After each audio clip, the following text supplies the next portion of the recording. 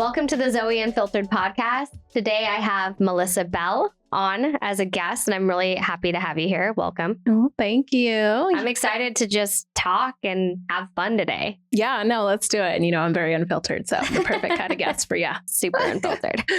Like, this isn't sponsored, but this shit is fire. Which one? It's from what you call it, Nature. Oh my gosh. I'm going to have to try that. Really, I have not seen that Zevia yet.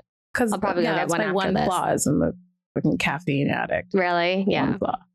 I've been trying to be better. This is tea. Oh. Yeah. So you have me double fisting over here. Yeah. With Caffeine. I already had my coffee today. Okay. Where'd you go? I actually went to Nature's. I went to Nature's to get a latte. Oh, did they make it or they made it? Made it. Okay. I've never had a made one. I've had the coffee on the side, which is garbage. No offense, Nature's. Yeah. I think it's okay. I don't think it's like better than Restoration or Prelude or some of the places that we have around here. What the hell is Restoration? Restoration. So there's two of them now. Like one of them is off Fort Harrison. Okay. And like if you drive kind of like in between Fort Harrison and the Sandcastle kind of range or whatever, next to like across from like with all those little brick buildings. Yeah, that little situation. And it's like a little church or something. Like they're like a little church. And then they opened up a second cafe in that building. The Sunbelt Software, the Nova 4 building. Got it. So like at the bottom there, they have a new one too, which is crazy because those locations are like 2 blocks away. Okay, but have you been to Bel Air Coffee? Because I have not, and everyone tells me to go, but is it worth it? I don't know. Ugh. I think I'm just ruined. I think I'm just because I've traveled a lot and I've had really great stuff. Yeah.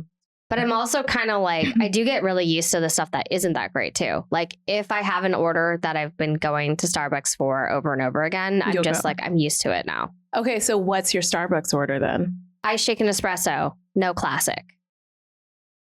Is there any cream in there? Yes. Okay. They've got like they like splash milk in there. Oh, okay. Whole milk or I'm just curious. Usually it's 2%. And that's really just because I don't like it too milky. Okay, fair. So it's still kind of like, you know, it's still got some brown in it. Okay. But that's good. You know what my mom does? She goes, I want it the color of me. And I'm like, okay. And then so the poor person at the window has to like not be racist about it. It really puts her on the spot. It's horrible. But she's been doing that for as long as I can remember. And so I started doing see your mom doing that. Yeah, I know. Yeah. I do have a thing. Like I really like whole milk, but it tends to be over poured. And then when your coffee just tastes like milk flavored with coffee, it's not my thing. Have you been to Coffee and Cocktails? No, where is that? Oh, I don't even know. It's St. Pete for everyone who's listening. That's I'm very new to Tampa or wherever we are, Clearwater. So I don't know where anything is. Point is, I think it's, so I don't know. Point is, it's on the way to St. Pete. I think they have like 2 or 3 locations. Okay. But it's really cute and it's a drive-through. So it's really convenient. Okay. But at least for me, like, because I try not to love Starbucks, basically. Because after a while, it hurts my stomach. Yeah. So this place, Coffee and Cocktails, does not hurt my stomach. So there's a free plug. Okay, that's good. Yeah, so that's good. Yeah, that does happen to me too. Like I kind of like backed off a little bit from too much coffee because it felt really acidy. I wasn't feeling good. Yeah, we know how I feel about bloating. So yeah, there's that. Like okay, so the goal for this podcast is to sound smarter. Okay, good. Okay. We can do that. All right, where do you want to go first? The words that come out of my mouth and things I talk about tend to be pretty smart. I'm an educated person. You are. But I tend to say like too much. I don't know if it's like a nervousness or something, but it might be. Yeah. My first 3 podcast episodes, that was our one feedback. You guys sound great, but you're saying like every other sentence. And it was the weirdest thing. Like every other sentence. And then you get over it and you're just like, okay. And if you do say like, it's like, fuck it. I mean, whatever. Yeah. But you got the money, they don't. So this is why they're tuned in. Like, we don't give a fuck. Oh, am I allowed to swear? Beep. Okay. Oh my God. Okay, good. So so don't worry about that. Just, let the it other roll. thing that's kind of working against me is I have a very young sounding voice. And so I feel like I sound like a kid. I know. And I've always hated we call that the receptionist voice. Okay. We call this the receptionist voice. You know when to turn it on and you know to turn it off. But it's a curse. My mom is like 60 years old and she still sounds like a kid too. But isn't that a good thing? You think about it? It's just like when we're like, you look so young, and you're like, laughing now, baby, and you're like in your mid-20s, and you look like you just turned 19, possibly. That's true. Because I get that a lot, even with my son. No one believes that that's actually my kid. Yeah. They're like, how's your brother? Like, your little brother's so cute. I'm like, I know. So, whatever. It works out. It works out. Sometimes I think the way I say, yeah, like I've been told that, and again, I just said like, someone asked me if I was from the Valley or if I grew up in California, and I was like, no, I was born in Iowa. Oh, speaking of Iowa, which I did not know. What? So where does that come from? Iowa? I thought you were from Florida. I'm not gonna lie. Okay. I was born in Iowa. Okay. Moved around a lot and then settled in Florida when I was 9. Okay. Yeah. But do you remember any of it really? Like, yeah. I mean, some of the downtown, I was like so young. I was like 3. Like it was just like the first 3 years of my life. Yeah. Okay, fair. Yeah. But just like a, small suburban home, park on the street. I think that actually crazy is downtown Iowa, at least the last time I went, had a lot of brick buildings. So it gave me New England vibes, to be honest. And I guess like out in the rural areas is like farm and corn and pigs and stuff like that. Right. But it's really funny because if you say you're from Florida, people have a vision of what Florida is like. And it's not you or me. No, it's not. I mean, yes, the places that are not Tampa, Orlando, and Miami will give you that Florida man vibe sometimes. This is true. But if you live in Tampa, Miami, or Orlando, you go north to the south.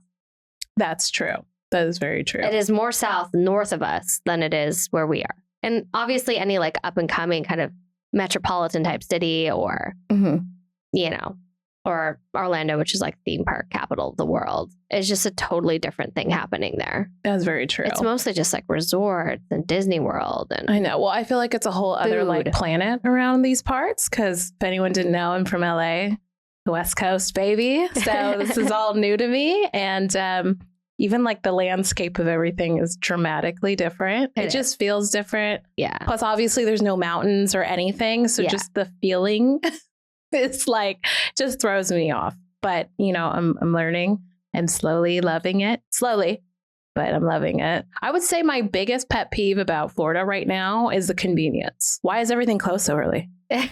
There's number 1. Number 2, there's just not an abundance of things. So you're like, for example, the coffee, you're like, we got 4 places to choose from. And if they're closed, you're fucked. LA is like you turn the corner, every other block has a coffee shop. That's true. So I'm trying to like, dive into this convenience thing. And a lot of the stuff that we have to do around here is like, you got to drive. Well, first off, I love that you only have to drive 10 or 15 minutes to go anywhere. That's kind of nice. Okay, true. But then you know what that is anything that's over 10 minutes. You guys are like, no, can't do it. I'm like, it's 20 minutes away. You're like, absolutely not. That's and I'm true. like, I agree with that. Y'all are spoiled. Because in LA, people are willing to spend 30 minutes to an hour to go anywhere. And here, if you say it's more than 10 or 15 minutes, no one's down. Unless it's like they're going to make a day out of it, right? This is very true. So, but here's the other thing that's kind of cool. Like, if you drive an hour north, you can go ride some elephants. If you drive a few hours that way, you can go play with some otters. That's actually kind of how you sold me on moving here, by the way. I was like, ride elephants. I was like, get rid of that. Yeah, let's go. Move the kids. Let's go. But like, there is a lot of exciting stuff to do. I mean, California is a beautiful state. I love visiting there. Okay. I could see myself like splitting time over there. Maybe you should become a bi-coastal babe. Yeah, probably. Yeah. But mainly in Florida for tax reasons. I'm going to just stay here. Yeah. Which leads us to money. That's right. Health, wealth, and happiness. That's exactly. Right. So, I mean, I don't know. I think you brought up taxes, which was a really good thing. Interesting thing. Yeah. Not to get like very specific on percentages and all that, which I know you probably have in your brain right now, but just kind of a good point to bring up to people, like the difference of just living a West Coast in California specifically compared to Florida. Yeah. That might be a nice thing. Just what's your like thoughts on that? Well, one of my business partners that I've been in business with in finance and insurance for, I'm going to say we're at 8 years now, probably. Mm-hmm. He moved here just because his taxes paid for his home, the taxes that he saved. Like that's how intense it was. That's how extreme it is. And he lives in a very nice custom new home, you know? So that was interesting. However, it's really funny. It depends. Like, it depends on your income level, I'll be honest, because there are different things like, okay, we don't have a state tax, but there are some things that do cost more. True. So, you know, when you weigh it out, you just have to look at everything, and everyone's got a different income level and the way that they're set up and stuff. But most of the time, it makes sense to be here. True. I would say the reasons maybe not to is if for some reason it's prohibitive to your work or what you do, right? Because being in the close vicinity or location, although these days with technology, you could pretty much set it up. Everyone's pretty much remote. Okay. So what would you say for someone who's like, okay, I'm starting a business. Let's just say they're pulling in like $200,000. They live in California, fully remote. They don't have to go anywhere. I would definitely move out of California. You would. So is that your advice? You'd be like, hey, girl, you need to look at your options. Yeah. Okay. So that's like almost a no-brainer. I've seen a lot of people move to Texas, Nashville, Florida. And, you know, there's a lot of hubs that are being created now where it's like you used to think that you had to go to LA to do everything. But no, even the film industry, even these industries, they're moving out. They're going to Atlanta. They're going to other places. They're always looking for tax breaks and stuff. I think even big corporations are trying to move into better locations and states. Like the headquarters of some really large companies and businesses are like in the, the islands. They're in the, that's true. Some of them, you know, that's true. Tax reasons for sure. There's a lot of benefits to that, or even moving different countries and stuff like that when they can. Yeah. I mean, I feel like especially during good old, whatever. COVID. I don't know. COVID did change a lot of things. COVID also, I'll tell you, my business boomed like crazy during COVID. Right. See, a lot of them did like totally opposite. Yeah. Obviously, if you're working in 9 to 5, depending what it was, you were fucked. Or in your case, yours did very well. So very well. Very interesting how that turned out. But obviously people were like, okay, I think that was enough time to sit there and go, oh my God, like, you know, taxes, whatever, just money. How much am I paying to live here? All that stuff. And so many people moved from LA or California to Florida. Right. So y'all are now very overpopulated. Oh, down at the beach, I was like, this traffic is wild. It's like being at Santa Monica. It was crazy. Yeah, it definitely caused a boom. I love though that I actually, like, some people don't like it. They're like, this is our home, you know, just like you're always going to have mixed opinions about this stuff. But I actually like all the culture that I feel like has come here, because I feel like now we're getting better food, better restaurants. There's been a lot of upgrades, improvements, stuff like that. I mean, there's always good with bad. There's always bad with good, you know, but I will say, like, I've liked it a lot. Right. Okay. And I think it's great. I mean, so my business boomed during the pandemic, but it forced us out of our comfort zone majorly. Like, prior to this, I did a lot of in-person seminars, a lot of in-person appointments, stuff like that. And now it's just like everything's virtual. Right. Which actually allows us to get a lot more done in a smaller period of time. But not having ever been a virtual type person or someone that's doing video calls or... Right. You kind of had it. Now, curious, do you think at all that affects like the personal... Like, a little bit, you know, relationship that goes with it, because what you do is so personal. I really do too. Yeah, I miss that. As much as I can, I like to create that close proximity, because it does. You can do a lot through video. You can do a lot through distance, but it's just not the same. There's like, you can get close, but not really. Right. Because there's something about being right next to someone physically, and there's things that you can pick up and vibe and feel that it's hard really through video camera. Right. Yeah. And especially if you don't know what's going on in their background, or they're distracted. They could be looking at other things. Like, I mean, you can usually tell if that's happening. Like, camera's off.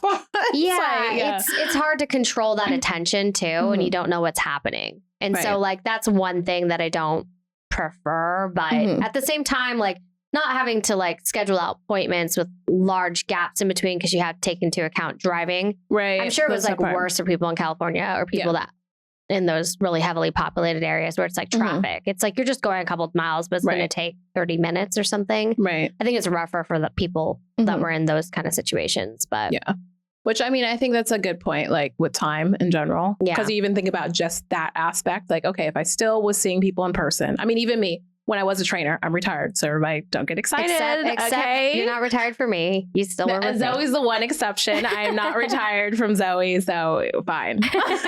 But seriously, I'm retired, so don't be all in my DMs like, can I get some? So I was going to say, even like personal training or whatever you're doing, I feel like any job where you have to see people in person. I mean, you even take that idea, like if you live in California, LA especially, that you could get maybe 2 to 3 appointments done realistically if they're within the same 10-mile radius. Anything outside of that, you would never make it. Right. But if you verse like compared to, if I live in Florida and I had to do the same thing, I mean, realistically, what you could see, even if it's in a 20-mile radius, if you had back-to-back appointments with people, you could probably see freaking 5 to 10 people a day. So just even location in general makes, I feel like business is, you got to think with those kinds of things, like how more productive would I be if I was in the right environment or the right space? Right. So anyways. You're so spot on. And, talking about personal training, I'm so happy for you in your retirement.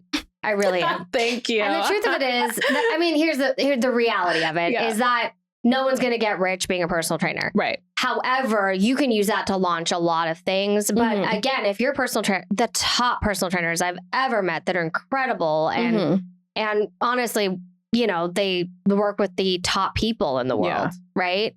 They're incredible. They're skilled craftsmen. I don't know anyone really from actual personal training that makes more than a couple $100,000, maybe. Right. And that's like super high end.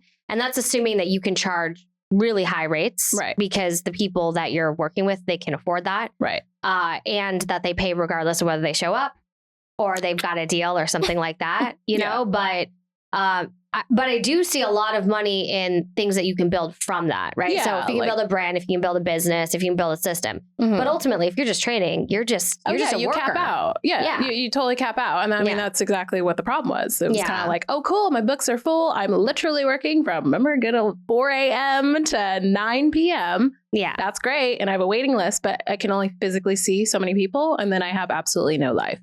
None. Zero. Right. 2023 was nada. We didn't do anything but work, which can be good if you're making progress, but I was really stuck in a spot. So that kind of became the problem. Yeah. So, that's also something to keep in mind. I feel like just in general, whether you're a personal trainer or anything, where do you cap out and how much effort does it take to make X amount? And can you go past that without giving literally 24 hours of your time a day? Which is kind of, I feel like, obviously, yes, I was training you, but I feel like that's kind of where our connection came from, was looking at like, well, why don't you do this or look into getting into these other things? Just, financial, more financial supportive jobs that I can make, bigger amounts of money in smaller amounts of time. Yeah. Working smarter, not harder. Exactly. Some of the hardest working people I've ever met don't make that much money. So exactly. And don't get me wrong. I know a lot of really successful people and their work ethic and how hard they work in comparison to an average person.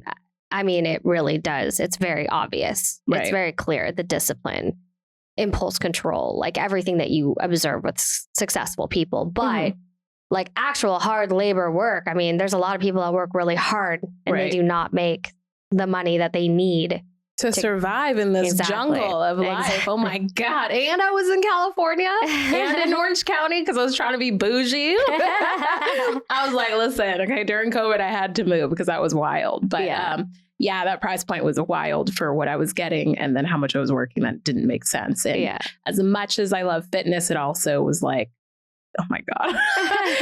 Again, it's like you love your clients and stuff, but you're dealing with fitness, which is also very personal. So people want to tell you how it's going and if they're not doing well or they're having problems with food or they're whatever. So if you could go, okay, if I have 30 in-person clients and then I have over 100 online clients, you imagine how much communication you're receiving in one day. You're like a therapist, but you're not getting paid as a therapist. Whenever you say fitness, there's something really messed up that happens. I get this meme, a meme in my head. And okay, we're like, with the memes, The meme. And the meme is like this, this kind of chubby boy. And he's like, fitness is my passion. And he's like holding a piece of pizza or something. Or like fitness pizza in my mouth or something like that. But I get this meme every time. And it's really funny because it's like this word association, picture association now. Every time you say fitness, I this meme flashes in my Oh, lovely meme. Yeah, memes can change cultures. It can. I mean, oh my God. Could you imagine?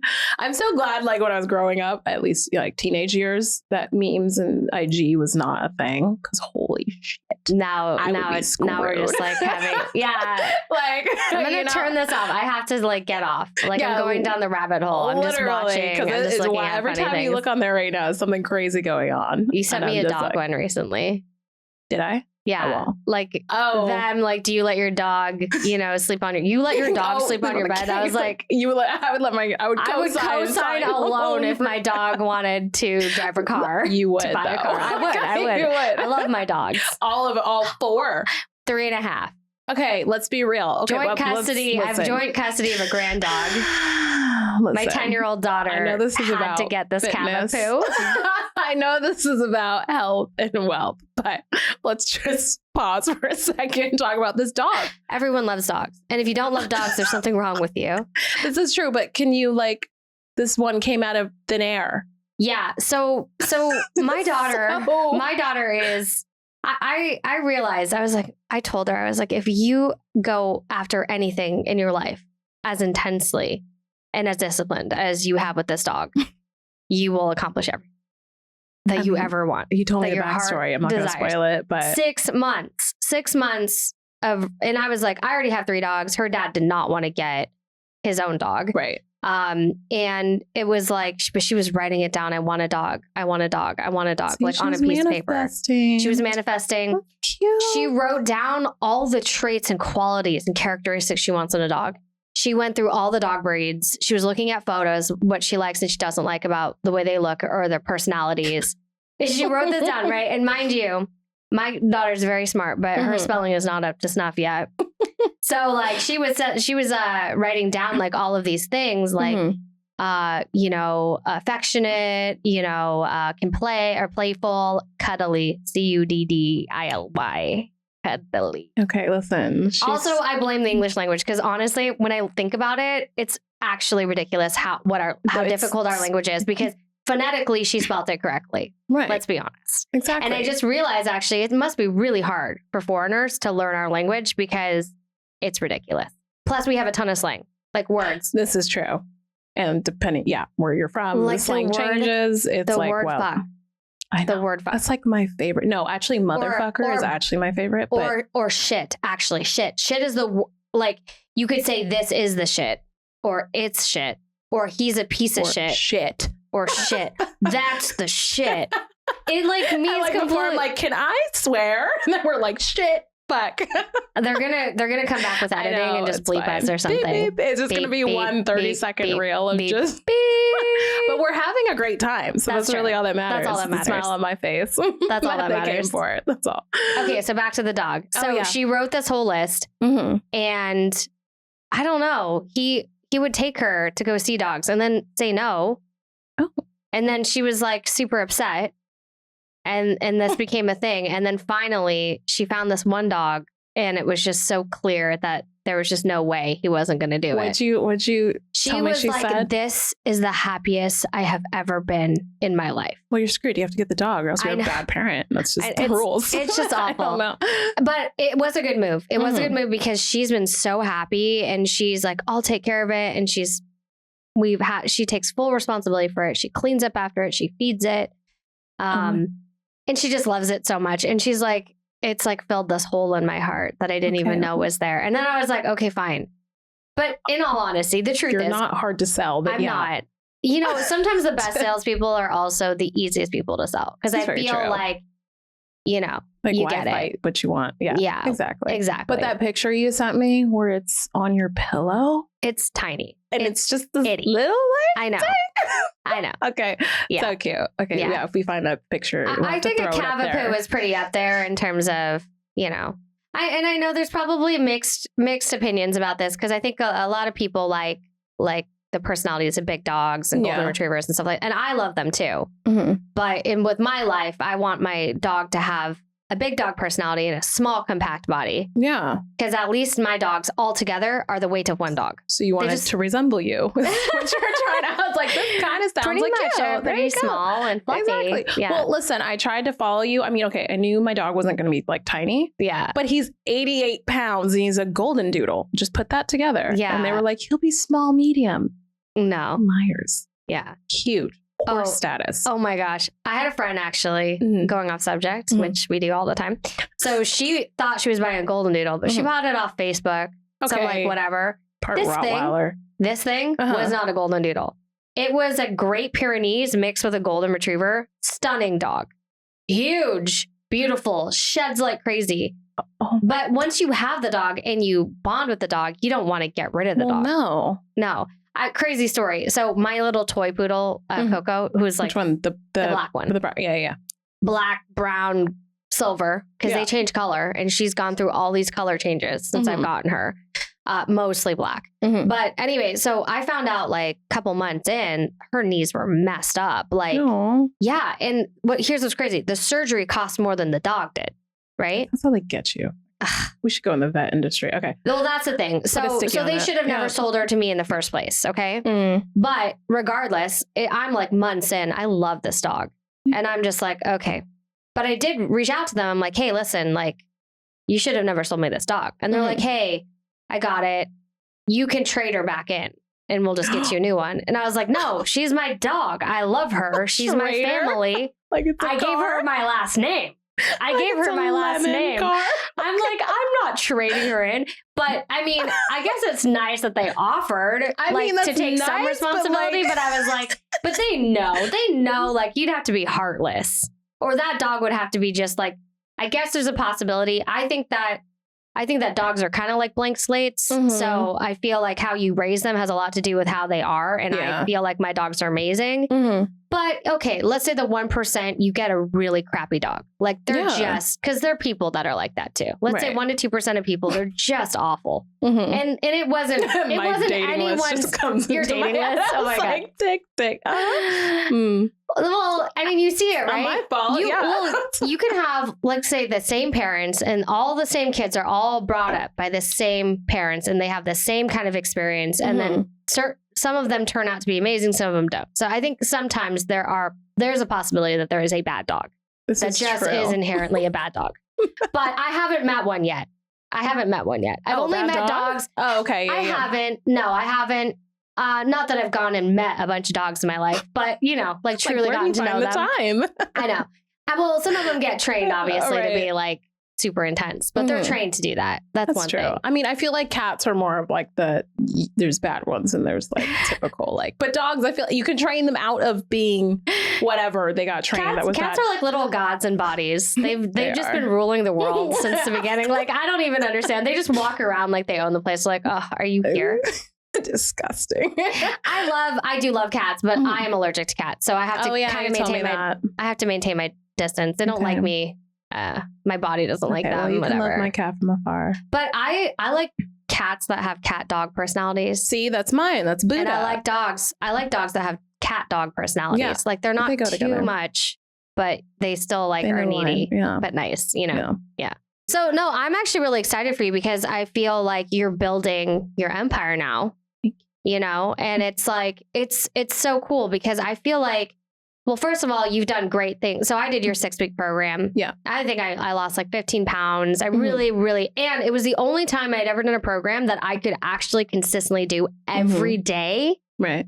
Maybe actually there was one other, Fernando. He was one of my trainers. Yeah. He was great, honestly. And honestly, all my trainers were great. Ben was great. Kelly was great. I got good stuff from all of them. But one thing I did like about your particular approach was that it was really easy for me to just consistently do. And I didn't feel like I was dying every day. Right. And I could get out of bed because I've done the crazy stuff. I've also done the stuff that felt like not super effective and it wasn't super effective and it was very slow and drawn out as well. So that was really good. It was the first time where I was like, I was actually enjoying it and I was going and I was kind of doing something every day and I was progressing. So you've really helped me with that. And I really feel like, everything that you have done as a trainer and learned as a trainer can be translatable to success in anything that you do. Right. right? It's like discipline. It's consistency. It's the hard work. It's like willing to do these things. Yeah. So I'm excited for you, and I'm excited for you to be here. So hopefully we'll both be bi-coastal. Oh, yeah. Well, I mean, that's the plan. Bi-coastal babes. And then we'll just travel the world and make fun content. I know, right? Yeah, that's the plan. Literally just tasting coffees and talking about dogs and owning farms because we have the money. So whatever. If I had a farm, I would have dogs, lots of them. Yeah, no, that's definitely on the list, just so you know. It's on the bucket list, so whether you want to come or not. I'm looking into farm. It should be specifically like a golden doodle farm. Yeah, probably. Yeah, okay, good. Okay. Or I'll just build. So one of my best friend's childhood growing up, that's actually how I got my first, two of my dogs. Was like, I was looking for one dog. It was my emotional support dog. Like it got me through so much. She's the best. She's still my favorite. She's my firstborn kind of thing, you know? But you know, she has such a great setup. If anything, I'd just be like, hey, I want to buy the land next to you. And maybe I can just come over and play with you. I don't want to do that. I don't want to do the work of the farm necessarily, but I knew that. Yeah. I never expected once. I think it might be therapeutic to do some of the stuff, but there's definitely some I don't feel like I need to do for my spiritual betterment, you know? Spiritual betterment. A little physical labor didn't hurt anyone. Being honest, okay? Because I don't want you to sit up here and be like, yeah, I would run a farm and I would do all the work. We know you're not going to do the work. Be real. I mean, I might drive around a little tractor. Yeah, like the fun, cute stuff. You're going to get some IG pictures, whatever. But at the point you're at when your life, you're at a point where you're like, you could pay someone to do the work, okay? You could pay them really well. But that's what, being honest. And also that kind of brings in like, the financial freedom that you have is like, it's worth figuring it out how to get there. So you can do these wild, fun things like own a dog farm. Yeah. And not have to work at it. You know what I mean? And that's kind of like what life is about, is having the financial freedom. Like once you get able to do what you want, right? Yeah. Getting past the like, oh my God, I'm in survival mode. Cause that's where majority of everyone is. I mean, Jesus Christ, even myself through all the jobs, it's always been like, just enough to get by, but never enough to like consider myself like, oh, I'm flourishing and it's affluent and I have enough, or I have an abundance. Right. So the goal is to always get an abundance. Right. And I'm very competitive. So I think where my direction is going, I'm going to really thrive. Yeah. I think growing your machine and growing your system and outsourcing things and building a team, whatever it is that you're doing, it's the only way to do it, because you can't do everything. And it's not even smart. It's not interesting even. I try not to do anything that I don't feel like I'm as good at, or unless it's something that I'm like dedicated, I want to be better at this I should improve on. Right. That stuff, fine. But if it's like stuff that I can outsource, or someone will do better than me, or something like that, just hire someone to do that. You know, because during that time, I can do the stuff that I'm really suited to, that I'm really great at. It just ends up working better. Right. No, 100%. And I think that's how a lot of people get stuck. I mean, obviously you have to pay people to do other jobs and things like that. But people get stuck in this, like, either one, so perfectionist that they're unwilling to let someone else do something, or two, they just won't get someone else to help. And then they end up being like drowning in all the hats that they have to play or, work. So yeah, it's true. I think I started, and it's very scalable too. You can get like a part-time assistant. Right. You can find someone who can like handle these different things. And I definitely started at that, and then just kind of grew my staff over time. Right. And I keep it pretty lean generally, mostly independent contractors that are doing other things. So it works out. So I don't have a high overhead. Right. So anyway. Right. Yeah. Okay. Well, how do you feel or think that fitness ties into wealth and financial support, and just that whole idea of like, how do those two go together? Well, I've always believed like health and wealth, right? They're very related, and they're both equally important. So I meet people who are wealthy, but they are not healthy, and they pay for it with their time, their shortened life, their life quality is not very good. And then on the other side, it's just kind of like, what's the point of having all this money if your survival is so terrible, and you're not enjoying it? It's not lasting long. And I think when you're not healthy, it's just life sucks, Now on the other side, it's like, okay, you can focus all on your health and all that. But if if you're broke or you can't get by, it's just stressful. Life be sucking. Yeah, you cannot, I don't think you can have true happiness and fulfillment if you don't have both of these things aligned. Right. And I do meet really successful people that can continue to be successful and continue to grow. And most of them have a pretty good handle on their health and their wealth, both of them.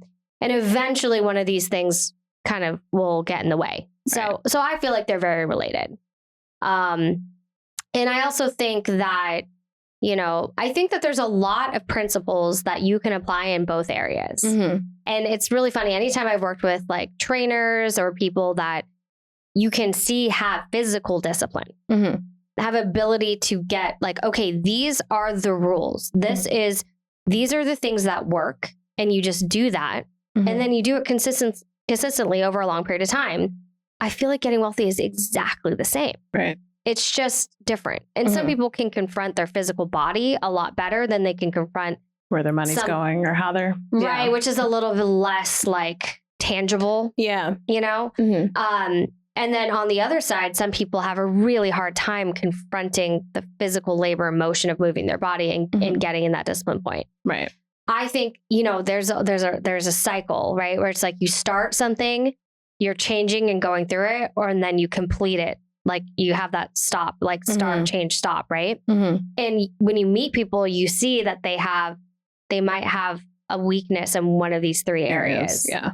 Like I meet people that are so great at starting things and they never finish stuff. Right. So great. There's a lot of people that are terrible at starting things. But if you get them going, like you're like here and you force them to go, they'll keep going and going and going and going. And maybe they're not able to complete these things. And then I see this also in business, like people who can't finish a sales process or get that close, let's say, I hate saying close, but agreement, completion, finishing of it, right? They're not really good at stopping. Right. Right. And so it's like trying to master, and if you find a master of all of these, you found a good person. Right. You know what I mean? Because like most people don't have that ability to do all three of those well. Right. I see it all the time. And it's really, I think it's super important to success. And if you have a strength in one of these areas, if you build a team, which is what I've done with my business, is I have a lot of people that are great at starting. I have a lot of people that are good at changing or going through a process. And then I've got a few people that can complete something. Yeah. Yeah. And so when I put my guys that are really great at start, connect them up in the change process with someone who's really good at stop, then you've got like a dream team. Right. And I think people don't get this. Like there's like a billion ways to make money. There are so many ways you can make money doing almost anything and make a lot of it. Your business model is going to be important. Okay. How you go about it for sure. If it's scalable, it's important. Right. But what it really comes down to is the people and the structure and the team and the machine more than anything. Cause you can literally make tons of money doing anything. Right. And I feel like what's kind of goes behind all that is like a decision and a purpose and enough want or desire for something. That's why when people are passionate about something or have a strong why, they can push through a lot of stuff, right? Because I don't think people push themselves or do as much as they know they can unless they actually have decided that they want to or they have a reason for it. And that comes with passion, right? A lot of people get stuck too because they don't know what their passion is or they can't find the passion in something. I think that's really a decision point more than anything. Yeah. No, and sometimes to make that decision, they have to kind of like really look at some stuff. They have to look inside themselves. They need to find it. They have to lay out, well, what are my whys? Like, I want to help other people.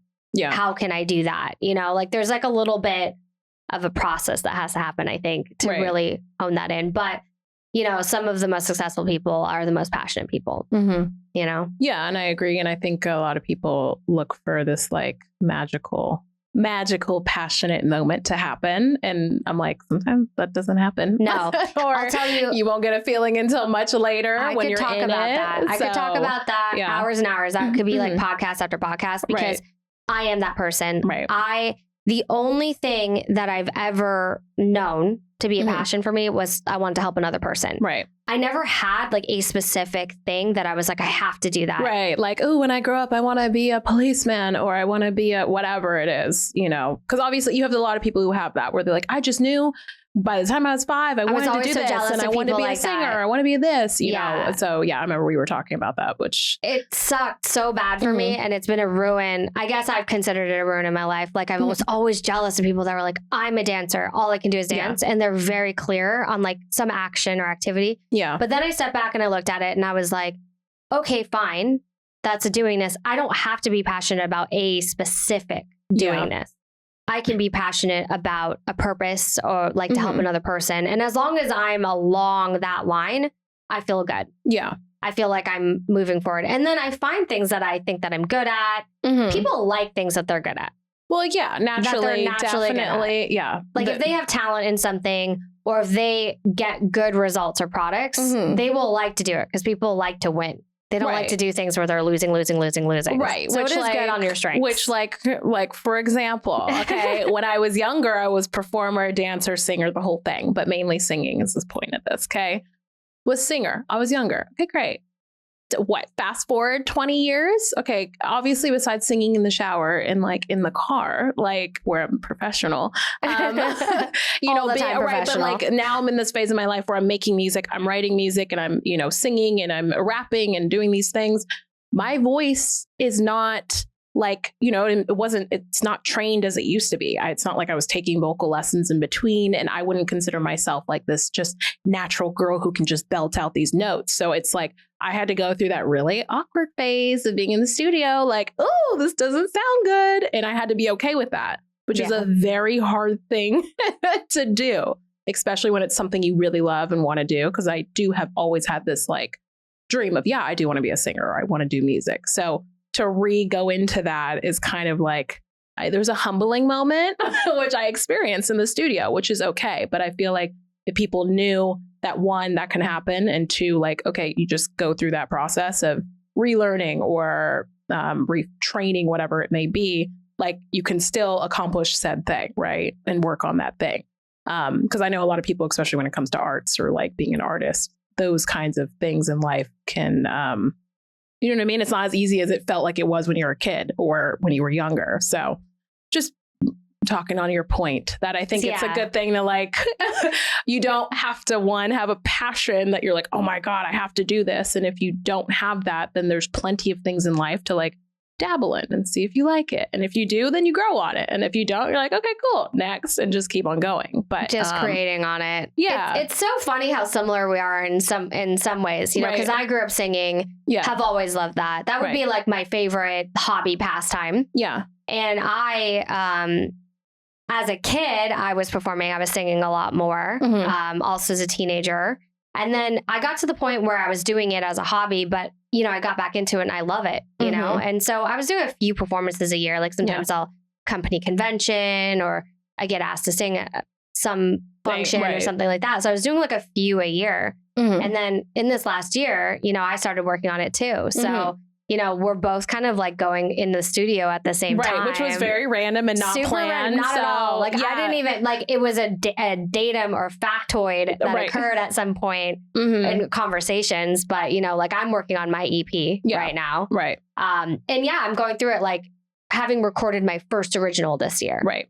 You know, and that's a lot different than a cover song. Right. Because you're having to put a lot. You're going to put so much more. I mean, you can put create into a cover song, but it isn't your communication. Right. You're relaying someone else's and doing an interpretation or trying to mimic it. Right. It's a totally different experience. So it's very humbling for sure.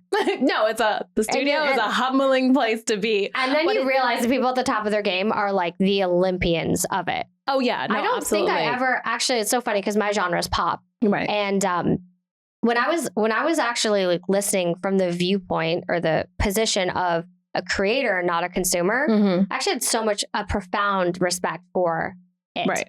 Like I actually didn't realize how poetic some of these pop songs are. Right. Like how good, also how bad some of them are too. Right. and how lazy they are. Right. And it's give and take. And, you know, it's funny because that's like a point me and this one producer I was working with, which shout out to Monte, he's amazing, by the way, like free plug, really. We were talking about how you really, as an artist or a producer or any one of those lanes, when you get to the recording studio, you have to leave your ego at the door. That's like the golden rule. Because if you come in there with this kind of like, ooh, I'm the best, or I can do it attitude, you will be humbled really quickly. But also it really matters like who you're working with. You can tell who did not leave their ego at the door, or, you know what I mean? As I'm sure you experienced, like if you're really comfortable with a producer, that session goes so much better than if the person is a little bit, maybe has an attitude or kind of not interested. You know what I mean? So totally. I think that's one of those things in life. You gotta check yourself. For sure. We should definitely collab on some music stuff. Yeah, no, we should definitely do that. I have a song that you could rap on. Probably. Okay. Shoot it to me. I'm like, you know, what's so funny? We are so similar, but we're also complete opposites, which is really good. But that's why I'm like also interested, because I'm like, send it to me. Yeah. And so, because it's a weird musical taste, right? Well, musical taste, but just in general, like, but it's also funny. Like, I feel like it's like literally West Coast and East Coast comes together, and it's very different, but it can coexist. So it could, it doesn't have to, but also we could just write something separate or whatever. But I have I have a pop-ish song. So what I want to do is kind of like Taylor Swift meets The Weeknd. Okay. So it's like, it's got a singer-songwritery vibe, pop. I mean, I actually took influences. I actually realized when I'm like, because as an artist, you have to find your sound, get a really good idea of who you are, what your message is. At least to start off with, you have to create some sort of consistent pattern that people can connect to that isn't like, who the hell is this person? They're all over the place, right? Like you can always see that with cover artists or, well, sometimes cover artists do like go down a certain route, but I've seen like the most amazing skilled, awesome singers, but like you have no idea what their deal is. Right. They have like 10 different things and they're in every genre and you're like, wow, that's great. That's great. That's great. But what, like, where are you and who are you? Like, you're not, that's the thing. All you're doing is doing renditions or covers of other people. So you have like, you don't have your original voice particularly. Right. So I realized like things that I was taking like little bits, like, oh, I like how Mariah Carey does a falsetto. I like The Weeknd's production in the music because I actually like a little bit like boom, boom. Yeah. I like a lot of things though. I told you I was eclectic. Like I usually like almost everything to a degree. Like Screamo, maybe not. But I can get to sit out on that one. But I'm in the right mood. I could do like a song one time, like and be like, okay, cool. You can vibe with it? Okay. I could. Like if I was angry and I just... You're angry. Most of the time I'm not though. Yeah. Some folk music doesn't vibe with me. I like country music, but to a degree. Sometimes like if my dog ran away with my cousin and it's really twangy, it doesn't connect with me particularly. Right. But I think like I like stuff that's pleasant to the ear. Yeah. But I also really appreciate skill. Yeah. I just appreciate, wow, that's so aesthetic. Like if you think about like Eminem, for example, like a lot of his lyrics are so angry and I'm not really an angry person generally, but man, if I'm in the zone, I'm like, yeah. Exactly. But even sometimes the lyrics and words are so awful, but real. They pierce through something. Yeah. And there's an aesthetic way that it's delivered. Right. Yeah. The aesthetics are so obvious. It's the cadence in which it's delivered. Because one of the most amazing artists of all time, honestly, in my opinion. But even if it's not my genre, I'm like, what? It's so good. Unreal. Absolutely unreal. So yeah, we'll have to see. But yeah. Okay, I like it. Would you say you're like an R&B? Yeah. I sit more like rap. In the, like, okay. what this vocal coach told me, she was like, you'll know who some of these people are, but she was like, if your voice, like if I could describe your voice, it's like Sade and Summer Walker and Jasmine Sullivan had a baby. Okay. It would be your voice. So it's very interesting because I'm an alto, so I sit in a certain lane, but I also can do all the highs. So it's like I can do the belting and I can make really high tones, all that kind of stuff. So that's where it's kind of like all over the place. Yeah. But that was fun because then it was like looking at their songs, those specific things that they can do. Again, like their very specific skill set. Yeah. Then you play around with it and you're like, okay, cool. What does it sound like when I do that? Or if I do it lower or whatever. Yeah. So, But that's where I would say definitely I'm more of an R&B, like, you know, SZA's a really good person. Yeah. In terms of like how I sound when I'm rapping. Like, I don't know if you've heard Doja Cat rap, but I'm more closer to that because I don't have a really deep voice. You know what I mean? So I'm not like an aggressive rapper who's like, you know what I mean, coming at you. It's more of this like cute little toned, but developed nicely. I have this pocket that I sing in sometimes that is like a little bit lower that I really like, but I can sing in that higher like range really nicely and clearly, but it's not like sharp. Right. And pointy. I'm going to say pointy because sharp would say that it's too high or it's not on pitch or something, but it's actually interesting. So it's so funny that you say that. I've gotten feedback like kind of like Janet Jackson. Oh, okay. Like pop, like it cuts through, but it's nice, but it's higher. Yeah. And then Maren Morris, randomly. Oh my God, I haven't heard a song by her in a minute, so I'm trying to think. It's okay. Okay, no, but in the car. I'll play you some of my stuff that I'm working on too, and you'll see. We'll see. Okay. That's it for today's episode. Please like, subscribe, and turn on notifications for future episodes.